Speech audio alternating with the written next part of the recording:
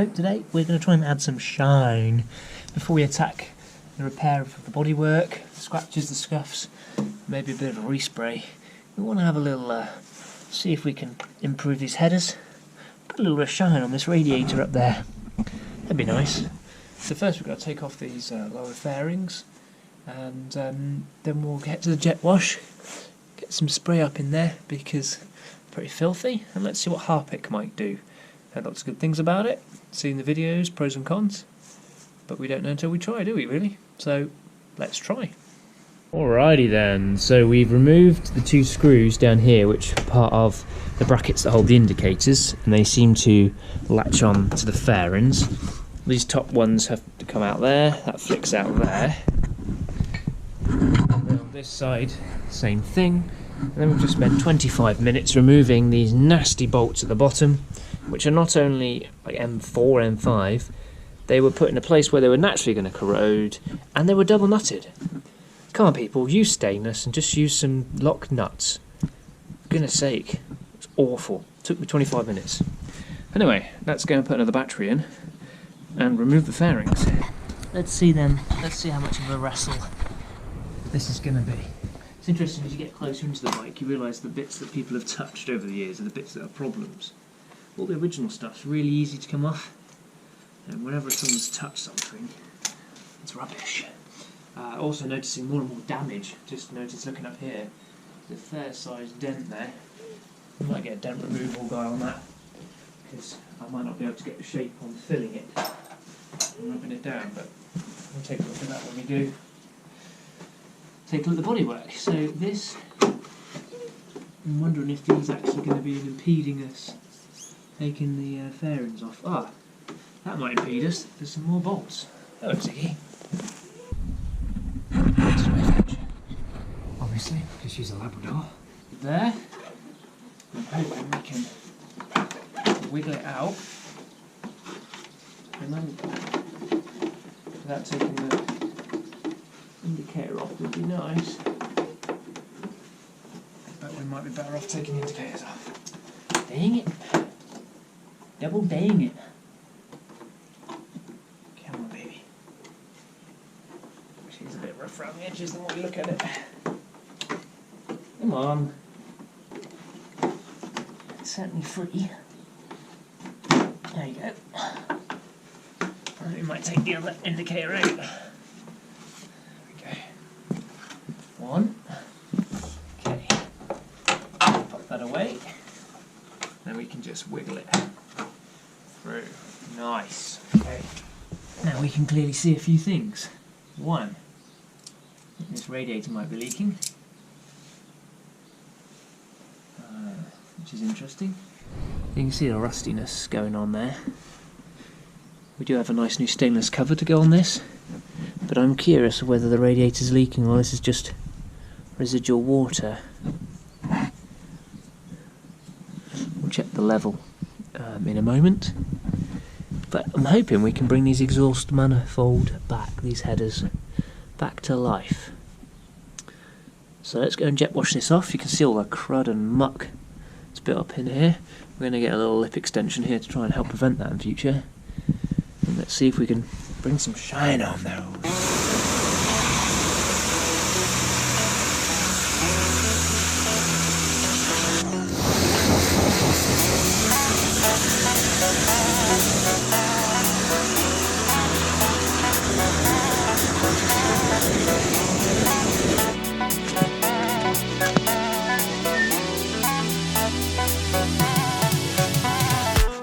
Good old fairy of the liquid.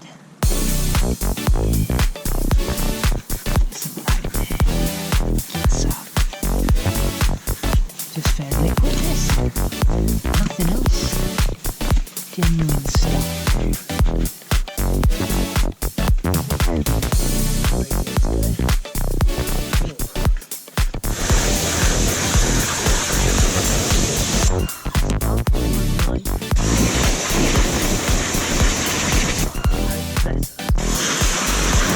Pick 10 plus, so we're putting some gloves on. Gets to work on lime scale apparently very well. But let's see what it does here. this stuff will attack chrome and other metals, so you do have to be careful. It's got hydrochloric acid in it, about 10%. But what's important is how you rinse it afterwards. Now we will use some Autosol to finish up the job. I'm just going to try and focus on one, just to show how good this stuff is. Now people do claim, you know, oh, it'll keep on attacking the chrome afterwards. It can't. Once you've rinsed it off, if you've done a good job of rinsing it, it cannot continue to attack the chrome if you've rinsed it correctly. Plus, the chromium in stainless isn't a coating, it's part of the stainless. So, whilst, yes, it will attack the chrome, it won't keep going on and on and on and on, and won't go very deep. You can already probably see the difference between the first one and the other three. I don't really want it to soak on any longer. Now, admittedly, it's not going to get rid of the rust on the top here. The clamps that hold these on are really steel and then chromed rather than stainless. So that's a bit of a bind, but there we go. Okay, so we're going to take that out of the way, and then I'm going to rinse that now thoroughly. Look at that. That's cool, isn't it?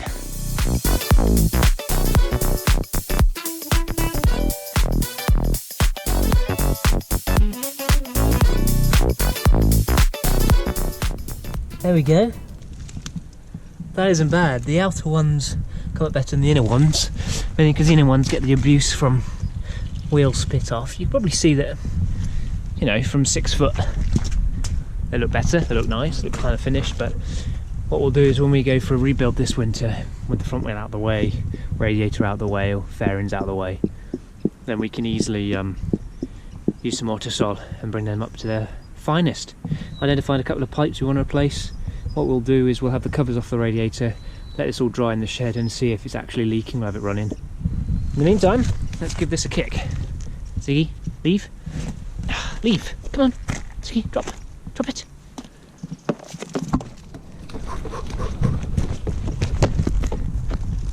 Right, let's get this back in the shed before it freezes, because it's like minus 18 million. Well, no, it's about -1, but let's get this in the shed. We're going to get the plastic cover off from these end covers and see what we can see underneath. At least test fit the new stainless steel cover, see how that looks. We'll have to let it all nicely dry off before we can determine. Definitely, obviously, these pipes want doing. They are in a bad way. Kind of pleased I've caught them now. I mean, they were ready to pop, let's be honest, peeps. Not sure about this pipe here. We'll have a little look on parts book later. For like £400 each, then maybe we'll think twice. But that's not good. I think we found the answer to whether the radiator was leaking or not. The corrosion between the 3 pieces of metal has obviously made these so tight there's just no way I had grips on them.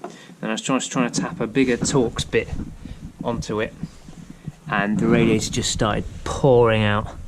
And it has actually been leaking the other side as well. Right there, you can just about see it. So that's, you know, sad times. Order a radiator, a bottom hose, a bottom pipe, sorry. We have to get the radiator out of the way, I believe, anyway, to do the valve clearances. And we'll do the plugs as well. And we can clean up those brackets and give them a lick of paint. And in there you can still see some crustiness. Oh, crustiness. Hey folks, so in the order of videos, it might not be very long, but it has been a little while since I've even uncovered the bike. Coronavirus 3rd or 8th lockdown, can't remember which one. Slowed things down again, couldn't get a hold of a radiator. Finally, I convinced one of them to send me one from China. No one from Europe would send me one, but I was like, well, you get them from China, so send it direct from China. So they did, and here it is. But before we fit that, we bought an oil feed pipe here, or one of the pipes. I'm not quite sure why they did it external, but they did. But naturally it's all rusty, and go and buy the one that was here underneath. I don't really want that one to go. So they're about 45 quid. Every small part on this bike seems to be 45 quid. But the R6 ones, early ones, are the same. The guy also sent me another one from an R6, so don't need that. So here's that one. So we might just give that a quick polish up, or not, and fit that in there. As you can see, we're also cleaning this front of this engine. Not really going to be seen with the fairings on, etc. But while I'm here, you know, when in Rome, when on a cold, damp evening, why not? I'd used a Harpic on this, now using a bit of oven cleaner, because, well, why not? Bit of Mr. Muscle. That's done a nice job on the engine block, just stripping all the aluminium and the paint. So we're just going to hit the exhaust, clean that off, then we'll give it a quick polish with Autosol. As I say, if this was a naked bike, I'd probably go a bit harder on them, but I'm just going to give them a nice clean up. The fairing comes to, well, through here, comes along here like that. Then you've got the radiator, so you only really see this area here. And to be honest, I'm not here to make amazing pictures for Instagram. I'm here to enjoy the bike. I just kind of like it shiny. Shiny.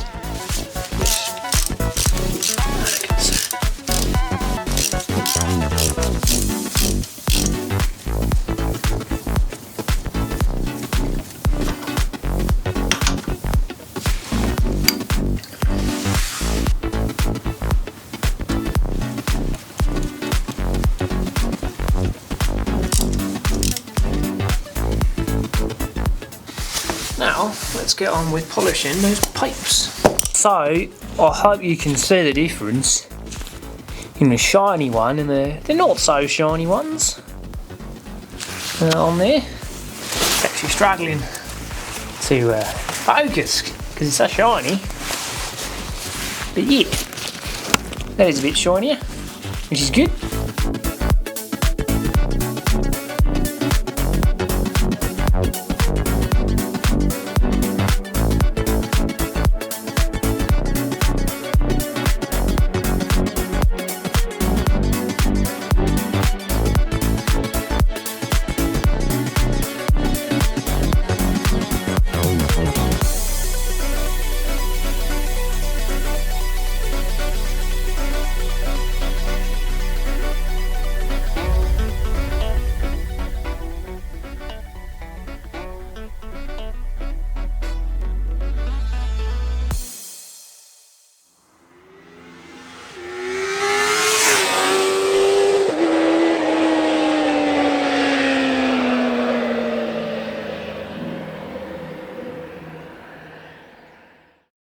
Because I'm shiny.